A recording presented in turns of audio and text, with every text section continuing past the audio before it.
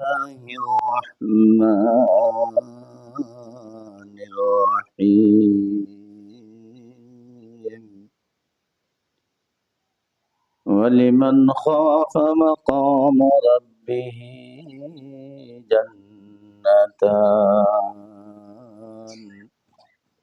فبأي آلاء ربكما تكذبان صدق الله مولانا العظيم আল্লাহ পাকের বহুত বড় মেহেরবানি তার দরবারে অগণিত শুকরিয়া যিনি বড় মায়া করে দয়া করে আপনি আমাকে এই মুহূর্ত পর্যন্ত হায়াত দিয়ে বাঁচিয়ে রাখছেন। আজকের দিনের শেষ নামাজ সালাতুল ইশা জামাতের সাথে আদায়ের আল্লাহ পাক তৌফিক দান করেছেন। আর একটু বেশি সময় তার ঘরে বসে তার কাছে সবচেয়ে প্রিয় আমল আল্লাহ পাকের কালাম, তার তেলাওয়াত করা, শোনা, আলোচনা করা, শোনার জন্য বেছে বেছে আল্লাহ পাক কিছু মানুষকে এই তৌফিক দান করেছেন। অন্তরের অন্তঃস্থল থেকে কালিমাতু শুকর আদায় করি, বলি আলহামদুলিল্লাহ। জনাবে রাসূল করিম সাল্লাল্লাহু আলাইহি ওয়াসাল্লামের উপরে লাখো কোটি দরুদ ও সালাম, যিনি সুলতানুল কাউনাইন, ইহকাল পরকালের বাদশাহ। আল্লাহ পাক আমাদের তরফ থেকে লাখো কোটি দরুদ ও সালামের হাদিয়া সোনার মদিনার রোজা মুবারকে পৌঁছিয়ে দিক, সকলে বলে আমিন। আর অত্যন্ত শ্রদ্ধার সাথে স্মরণ করি ওই সমস্ত ভাইদেরকে যাদের প্রাণের বিনিময়ে, রক্তের বিনিময়ে, জানের বিনিময়ে আল্লাহ পাক ছোট্ট একটা মানচিত্রের অধিকারী এই বাংলাদেশকে স্বাধীনতা এনে দিয়েছেন। সেই স্বাধীনতারই সূত্র ধরে আজকে মহান বিজয় দিবস, আগামীকাল 16ই ডিসেম্বর। শরীয়তের দৃষ্টিতে রাত্রের শুরু, দিনের শুরুটা রাত্রের দ্বারাই শুরু হয়। যদিও আমাদের দেশের ভাষায় খাতায় আজকে 12টা 1 থেকে শুরু করবে তারা 16 তারিখের গণনা, কিন্তু ইসলামী শরীয়তে আগামীকালের দিনটার শুরু আজকে কখন থেকে শুরু হয়েছে? মাগরিব থেকে শুরু হয়েছে। আলহামদুলিল্লাহ। এই হিসাবে খাসবেন বেশি, আরো বন্ধ করে দেন। আল্লাহু আকবার। তো সেই বিজয়টা আল্লাহ পাকেরই যত রকমের নিয়ামত আপনি আমাকে দান করছেন। আজকের নিয়ামতের সূরা থেকে আলোচনা, বিভিন্ন রকমের নিয়ামত আল্লাহ পাক আলোচনা করে করে এইখানে বান্দাকে সম্বোধন করে করে বলতেছেন যে আমার কোন নিয়ামতটা তোমরা অস্বীকার করবে। সেই নিয়ামতের বিশেষ একটা নিয়ামত আমাদের বিজয়, আমাদের স্বাধীনতা। অন্তর থেকে আবার বলি আলহামদুলিল্লাহ। এই জন্য বিজয় আর স্বাধীনতার নিয়ামত এই পৃথিবীর শুরু থেকে যুগ যুগ ধরে নয়, শত শত বছর ধরে এই আসমানের তলে, এই জমিনের উপরে অনেক ভূখণ্ডের অধিকারীরা, মালিকেরা স্বাধীনতার জন্য জান মাল ব্যয় করে, কুরবানি দিয়ে তারা চেষ্টা করে আসছেন, কিন্তু আজও তারা স্বাধীনতার বিজয়ের মুখ দেখার সুযোগ হয় নাই। বিশ্বের ভিতরে এরকম রাষ্ট্র আছে না নাই? আর সবচেয়ে বড় পরিচয় মুসলমানদের কাছে ফিলিস্তিন। এই সামান্য একটু ভূখণ্ডের স্বাধীনতার জন্য ফিলিস্তিনের জনগণ কোন বয়সের বাজ বিচার ছাড়া, লিঙ্গের বাজ বিচার ছাড়া,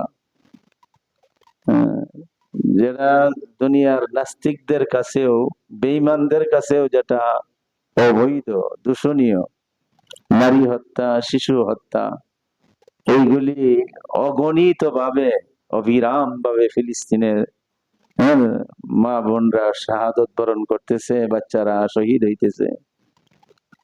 গড়ে গিয়ে উদ্দেশ্য একটা যে একটু স্বাধীন ভূখণ্ড নিয়ে স্বাধীনভাবে তারা ইসলামী জীবন যাপন করবে, সুযোগটা তারা পাচ্ছে না।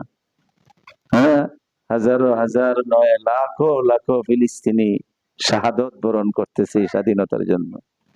আল্লাহ পাক বড় মায়া করে, দয়া করে, অস্ত্র নাই, এরকম অর্থ নাই, সামর্থ্য নাই, ছোট্ট একটা দেশ, এই দেশটার স্বাধীনতা আল্লাহ পাকই এনে দিয়েছেন।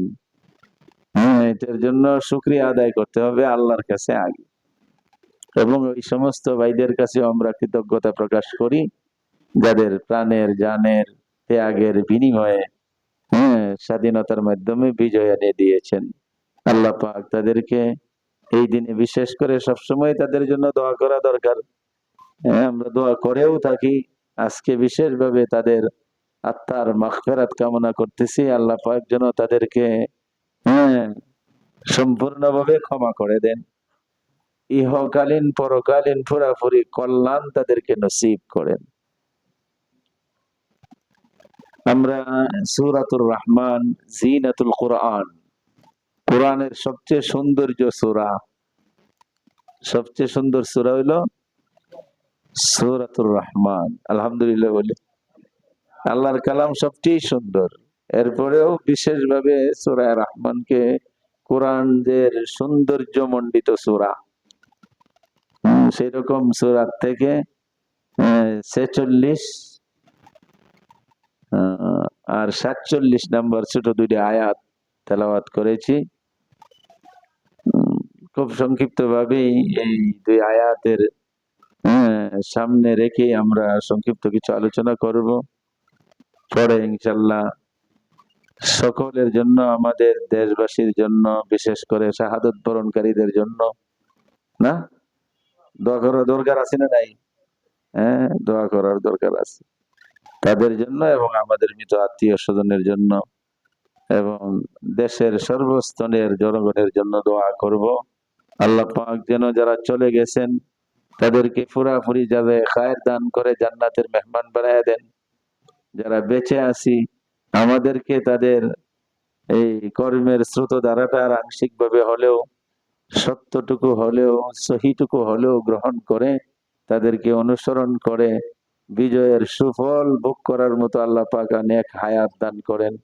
সেই রকম পরিবেশ আমাদেরকে নসিব করেন। আল্লাহু আকবার। বিজয় দিবসের সূচনা থেকেই আমরা সূচনা করি। এটা কি আমরা ইস্যু করে বলতে চাই যে আমরা একটা বিজয় পাইছি, এটা হল ইহকালীন বিজয়। এটা ইহকালীন বিজয়। মুসলমানদের মহা বিজয় হবে পরকালীন বিজয়। কেন বলে, পরকালের তুলনায় ইহকালের কোনো তুলনাই নাই, কোনো হিসাবে কাউন্ট করাই যায় না। এরপরেও এই বিজয়টাকে আমরা কত আনন্দের সাথে গ্রহণ করি। আল্লাহু আকবার। এই দুনিয়াটা শরীয়তের দৃষ্টিতে বলছে, হাদিসে কুদসির ভিতরে আলোচনা আসছে যে এই আসমান জমিন, যা তোমরা দেখতেছো, যা এখনো তোমরা দেখো নাই, যা বুঝতেছো এখনো পৃথিবীর অনেক কিছু তোমরা বুঝো নাই, এই সব কিছু মিলায়া আল্লাহর কাছে যদি এটা মাছির পর পরিমাণ দাম হইতো, মাছির তো অনেক দাম, মাছির অনেক দাম, না সমাজে আরো ক্ষতিকারক। আল্লাহু আকবার। অনেকগুলি মাছি ওজন করলে কয় কেজি হইব? 1 কেজি মাছি জোগাড় করলে রামপুরা পুরা মানুষের হয়রানি হয়ে যাবে। 1 কেজি মাছি বলে মাছিও না, তো অনেকগুলি মাছির তুলনায় একটা মাছি আর কি কিছুই না। বলে একটা মাছির তুলনায় মাছির পাখনাটা পটটা তো তুলনায় ওজনে আসবেই না। সুবহানাল্লাহ বলেন। জানাহা বাউদাতিন, হাদিসের শব্দ আসছে জানাহা বাউদাতিন। বাউদাতুন মাছি, জানাহুন শব্দের তো ডানা, ডানা মানে পাকা, পাকনা, পর। যে একটা মাছির পর সমপরিমাণ আল্লাহর কাছে যদি মূল্য থাকতো, তাহলে এই দুনিয়ার নাস্তিকরা সবচেয়ে বেশি বাহাদুরি করতেছে দুনিয়াতে। বলা হয়েছে যে আল্লাহ পাক তাদেরকে এক ঘুট পানি পান করার সুযোগ দিতেন না। যদি মাছির পরিমাণ না, মাছির পাকনা পরিমাণ, অর্থাৎ এদের কোনো দামেই, মাছির ফাঁকারই কোনো দাম নাই বলে, কোথাও যদি কেউ দাম দিতে চায়, কেউ যদি কোনো কিছু করতে চায় বলে, এই পরিমাণ দামও যদি থাকতো আল্লাহর কাছে, কাফের মুশরিকরা এক ঘুট পানি পান করার সুযোগ পাইতো না। জোরে বলেন সুবহানাল্লাহ। অতএব এই দুনিয়ার বিজয়টা নিয়ে আমরা হ্যাঁ আনন্দ ফুর্তি, হ্যাঁ কত কিছু করি, কিন্তু যাদের ত্যাগের বিনিময়ে আসছে তাদের কথা বলে মনেও করি না। আর তাদের যে কর্মধারা ধরে রাখতে হবে, তাদের আদর্শ, এটার তো কোনো নাম গন্ধই নাই। আল্লাহু আকবার। যাক, বলতেছিলাম, এরপরেও আমরা আল্লাহর কাছে শুকরিয়া আদায় করি যে আল্লাহ পাক যে ভূখণ্ডে আছি, একটা হলো স্বাধীনভাবে বাস করা, একটা হলো পরাধীনতার সাথে বাস করা, ওই গোলামীর জিন্দিগির থেকে বাইর কইরা, হ্যাঁ যদিও আমরা সত্যিকারে চিন্তা করলে দেখা যাবো যে আসলে আমরা এই গোলামীর থেকে বাইরে হইতে পারি না। এখান থেকে বাইরে আইছি আর এক শিকলে আমরা আবদ্ধ হয়ে গেছি। কথা কইলে এদের চোখের দিকে তাকায় কথা কওয়া লাগে, আছে না নাই? হ্যাঁ, ওরা যদি হাসতে কয় তাহলে হাসন যায়, ওরা কানতে কইলে কান্দন লাগে। হম, কাগজে পত্রে আমরা একটা স্বাধীনতা পাইছি, কাগজে পত্রে একটা স্বাধীনতা পাইছি, কিন্তু কাজে করবে কিছুই নাই। আরবিতে একটা কথা আছে, ফাররা মিনাল মাতার ওয়া কামা তাহতাল মিজাব। ফাররা মিনাল মাতার ওয়া কামা তাহতাল মিজাব। এক বেটা বড় বড় ফোঁটা দিয়ে বৃষ্টি শুরু হয়েছে রাস্তায় চলা অবস্থায়, পরে একটা দৌড় মারছে যে এই বৃষ্টির থেকে বাঁচা লাগবো। পরে গিয়ে দৌড়তে কার হইছে ঘরের চালের তলে। কোন জায়গাটা কার হইছে জানেন?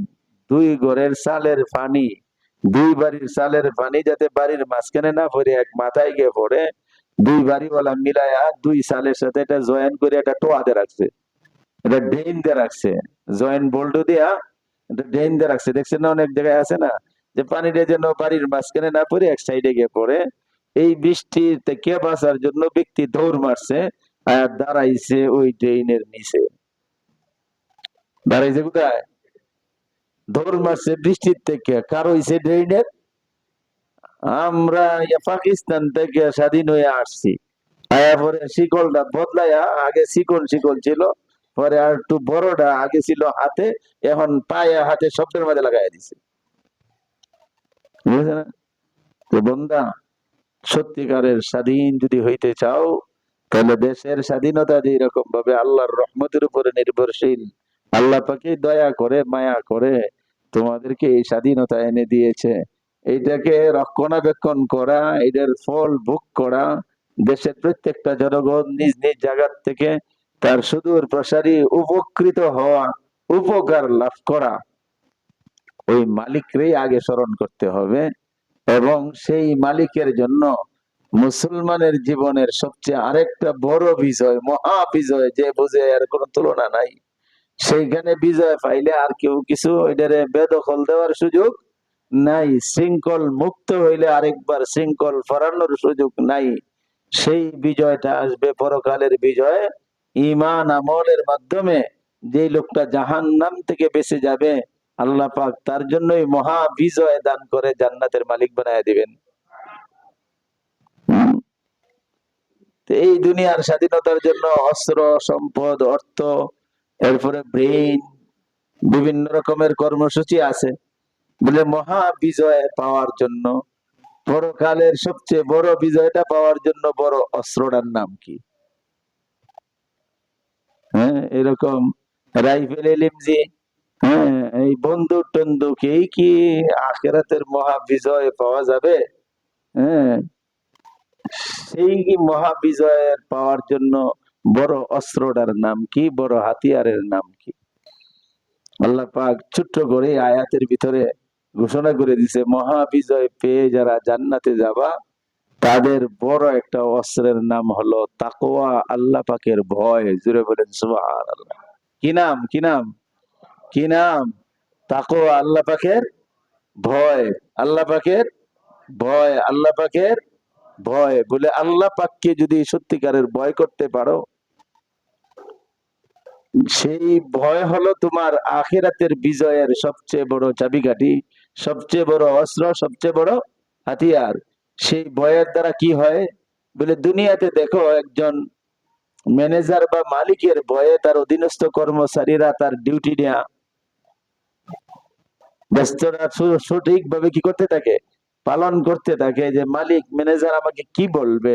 যদি কাজের ভিতরে ফাঁকি হয়, কাজের ভিতরে তো ত্রুটি হয়, তাহলে মালিক আমার চাকরি থেকে বরখাস্ত করবে। এই মালিকের ভয় পালনে কর্মচারী মালিকের উপস্থিতিতে এক রকমের কাজ, অনুপস্থিতিতে বেশ কম আছে না নাই? মালিক ছাড়া কাজ আর মালিকের উপস্থিতিতে কাজ, আকাশ পাতাল ব্যবধান হয়ে যায় না? আকাশ পাতাল ব্যবধান হয়ে যায়। রে মালিক বৈশা রয়েছে, আগে তো টেলিফোন করে বলবো স্যার আসি, একবারে যথাসময়ে আসছি, যথাসময়ে কাজ শেষ করব। হ্যাঁ, যাই কিছু করি, কিন্তু মালিক বৈশা বৈশা দেখতেছে যে তুমি কোন সময় কটায় আসছো, আর মাঝখানে কয়বার চা পানের জন্য বিরতি দিছো, আর বিরতির সময় সীমা কতটুকু, 10 মিনিট না আধা ঘন্টা। মালিকের উপস্থিতিতে এটা পুরাপুরি ভাবে একজন লেবার, একজন শ্রমিক, একজন কর্মচারী পুরাপুরি পালন করে। হ্যাঁ, ঠিক আখিরাতের বিজয়ের জন্য আখিরাতের একজন মালিক আছে না নাই? যিনি দুনিয়ারও মালিক, আখিরাতেরও মালিক। তিনি মাঝে মাঝে এমন সময় আছে যে কখনো দেখে, কখনো দেখে না। দুনিয়ার মালিক মাঝে মাঝে উপস্থিত, মাঝে মাঝে অনুপস্থিত। আখিরাতের মালিক মাঝে মাঝে উপস্থিত, মাঝে মাঝে অনুপস্থিত। দিনের বেলা খালি দেহে, রাত্রে দেখে না। হ্যাঁ, মসজিদের ভিতরে খালি দেহে, বাইরে দেখে না। হ্যাঁ, গরিব রারে দেহে, ধনীরারে দেখে না। বাড়িওয়ালারে দেহে, ভাড়াটিয়ারে দেখে না। হ্যাঁ, প্রজারারে দেহে, রাজারে দেখে না।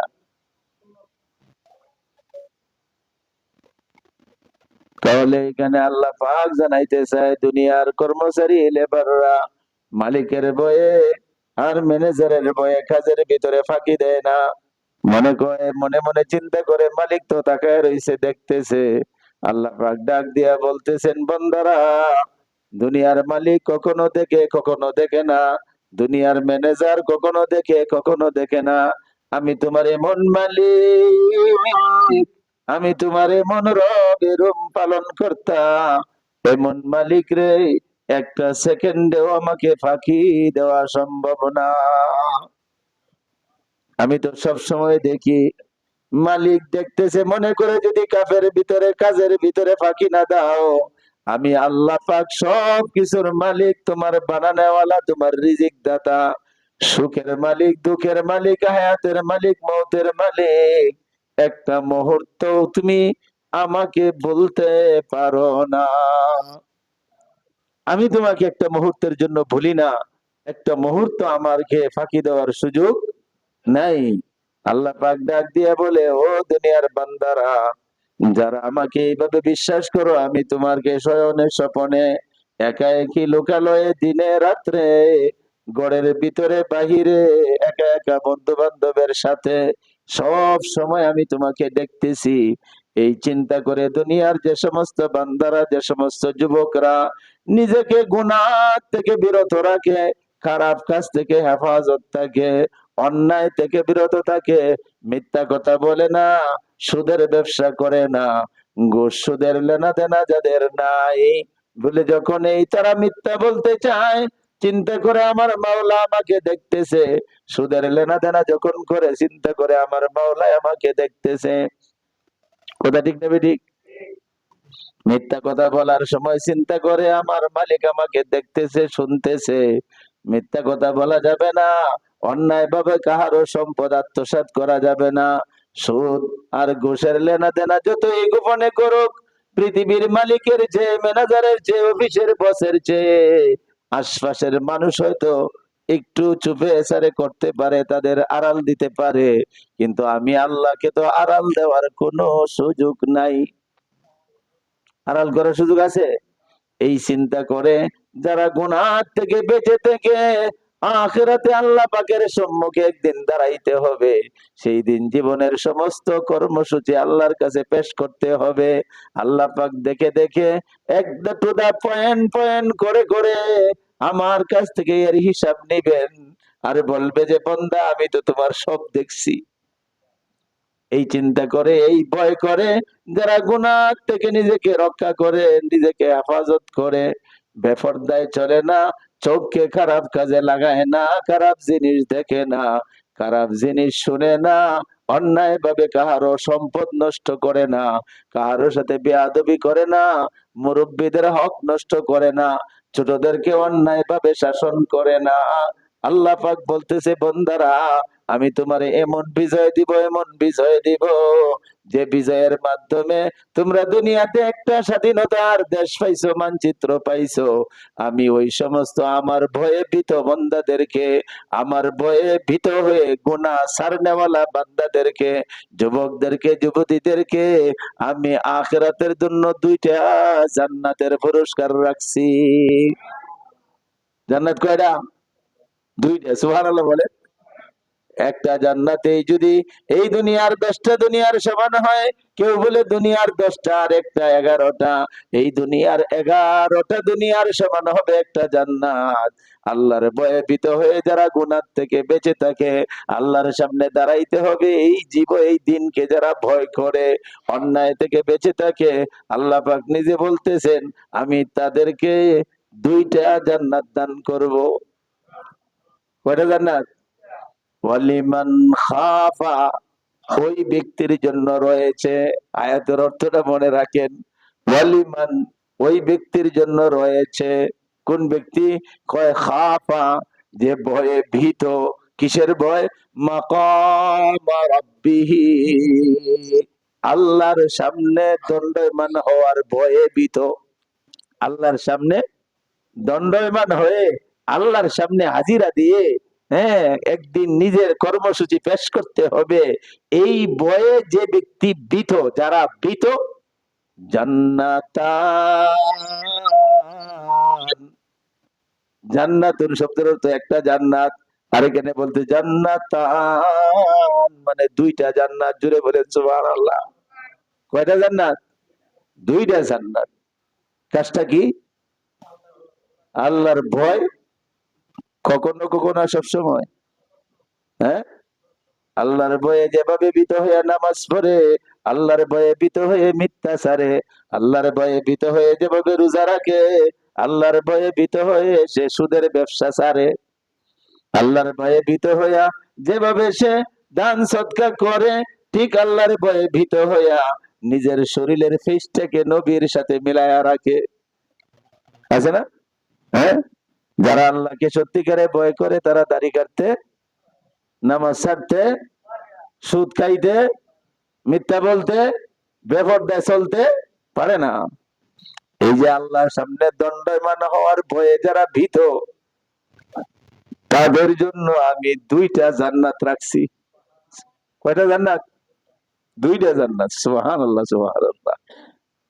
হ্যাঁ, হযরত ওমর ফারুক রাদিয়াল্লাহু তাআলা আনহুর জামানায়, হযরত ওমর ফারুক রাদিয়াল্লাহু তাআলা আনহুর জামানায় খেলাফতের কালে একটা যুবক হযরত ওমর লক্ষ্য করতেন, দেখতেন খুব জামাত শুরু হওয়ার একদম কাছাকাছি সময়ে আসে, ঠিক আছে, কাছাকাছি সময় আইসা যেই জামাতটা শেষ, সালাম পেরায়, দ্রুত এই যুবক এখান থেকে চলে যায়।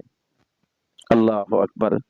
উমর রাদিয়াল্লাহু তাআলা আনহু তার প্রতি লক্ষ্য রাখতেন, দেখতেন যে একটা যুবক ঠিক জামাতের শুরুর আগে আগে আসে, আর জামাত হলেই চলে যায়, আর যতক্ষণ মসজিদে থাকে বড়, হ্যাঁ, একাগ্রতার সাথে, মনে হয় যেন কিসের ভয়ে ভীত হইয়া, সন্ত্রস্ত হয়ে যেন মসজিদের সময়টারে কাটায়। হ্যাঁ, বিড়বিড় করে নামাজ শুরুর আগ পর্যন্ত কি যেন বলতে থাকে, জপতে থাকে। তো হযরত ওমর রাদিয়াল্লাহু তাআলার দৃষ্টি পড়ছে যে ছেলেটা বড় আল্লাহর ভয়ে ভীত হইয়া কি করে, জামাত তো ছাড়ে না, আর খুব একাগ্রতার সাথে নামাজ আদায় করে, ইবাদত বন্দেগী করে।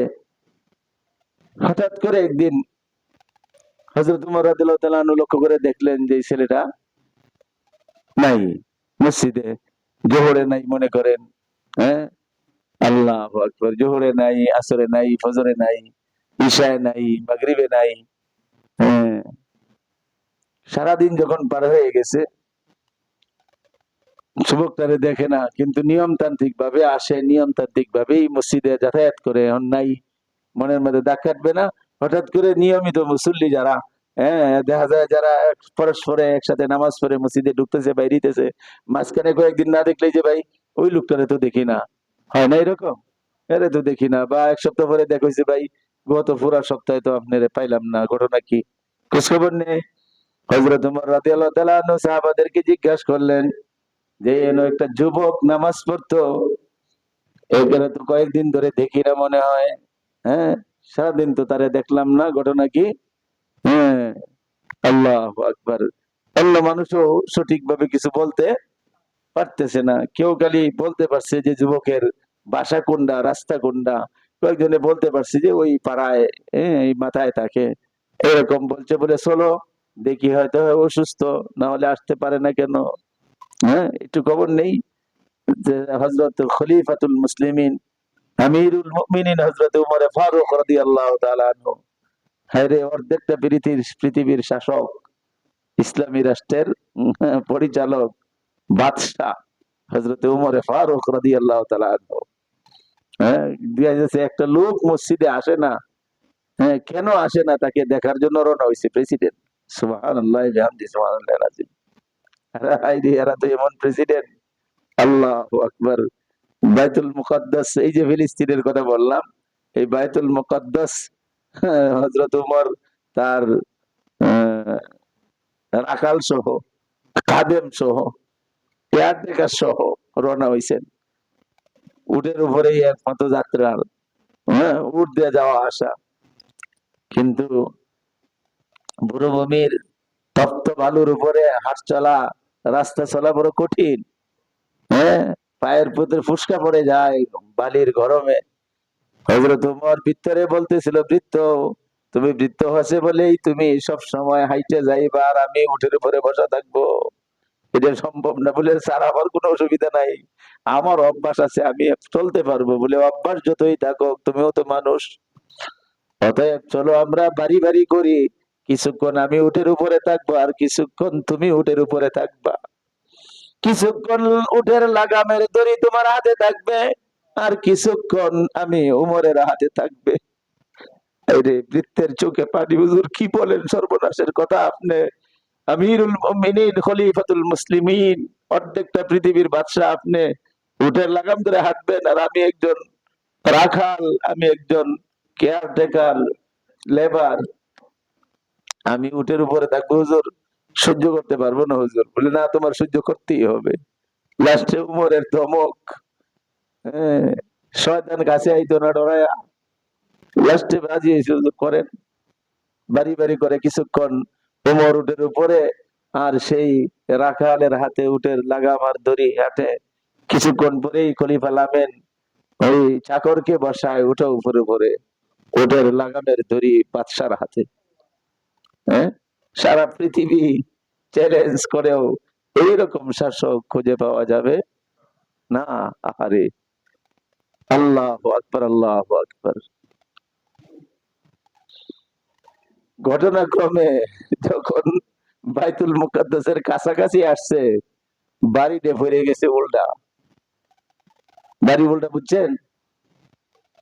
উমর নিচে উটের লাগাম, বাইতুল মুকাদ্দাসে ঢুকবো, বাইতুল মুকাদ্দাসের এরিয়াতে ঢুকবো, বাড়ি পড়ে গেছে সিরিয়ালে, উমরের হাতে উটের লাগামের দড়ি, আর চাকর কোথায়? আহ, চাকর বারবার বলতেছে, স্যার, স্যার, স্যার, একটু দাঁড়া করেন, আমি একটু লামি, স্যার একটু দাঁড়া করেন, এটা তো বাইতুল মুকাদ্দাস এসে গেছি, এখন আপনারই বেলা, আপনি লাইবেন না, আমার জোর করে কেন উঠাইছেন, আমি নামতেছি। সাবধান, বাড়ি হিসেবে যেটা বন্টন, এই বন্টনই আসল বন্টন। এখানে আমি বৃত্ত, তুমি বৃত্ত, আমি রাজা, এই পরিচয় দুনিয়াতে চলতে পারে? আখেরাতের বন্টনে তো আমি ধরা খাইয়া যাব। আখেরাতের বন্টন, আল্লাহু আকবার, আখেরাতের বন্টনে আমি ধরা খাইয়া যাব। ওয়ালিমান খাফা মাকামা রাব্বিহি জান্নাতান। আখেরাত দিন হিসাব হবে, চাকর হিসাবে তার অধিকার কতটুকু রাখছিলা, তার কতটুকু দয়া ছিল। সে উপাধিতে চাকর ছিল, শরীরের চামড়া রক্তের ভিতরে কোনো পার্থক্য ছিল না। সেদিন আমি ধরা খাবো, সেদিন আমি ধরা খাবো। আল্লাহু আকবার। চাকর আর সাহস করে না, বলে না ওই দিনের জিম্মাদারি স্যার আমি নিতে পারবো না। ওই দিন কার সাথে কি ব্যবহার হয় আমি তো জানি না, আমি তো আমারে নিয়ে ব্যস্ত থাকবো স্যার। বলে তাহলে আমার বোঝাটা বাড়ায়ও না, সেই দিনের বোঝাটা একটু হালকা হোক, তুমিও পরে আসো, ঠিকই আছো, হিসাবে তোমারই বন্টন এটা। আমি কোন জায়গায় আসলাম না আসলাম সেটা বড় কথা নয়। মানুষ যদি চিনে, উপরের উপরেও চিনবে, উটের নিচেও চিনবে। হ্যাঁ, আল্লাহু আকবার। তারা সংবর্ধনার জন্য বাইতুল মুকদ্দাসের মানুষগুলি একদম শহরের প্রান্তে এসে দাঁড়ায় ছিল। তারা বড় দ্বিধাদ্বন্দ্বে পড়ে গেল,